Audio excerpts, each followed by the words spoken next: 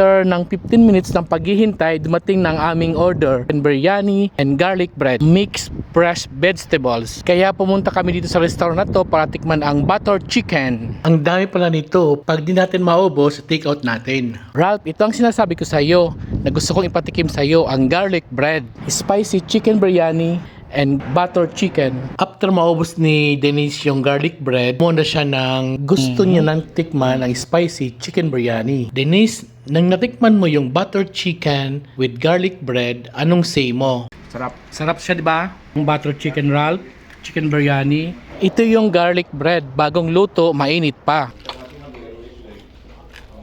Ang Pilipino food lang, lutong bahay ng sabi mo sa'yo, masarap. Inahamon kita. Punta tayo dito ha. Sunod din yung garlic bread kasi wala na, tingnan mo. In just 2 minutes siguro, ubos agad. Diba? Sarap sasama dito. Yan, dahil sama ko ulit. Garlic bread and butter chicken, chicken biryani. Ang hang niya. Anghang siya ito. Sa garlic bread pa lang, saka sa butter chicken, busog na ako. So nag-order ako ng chicken biryani para gusto ko ipatikim kay Denise. Kala niya walang manok sa ilalim.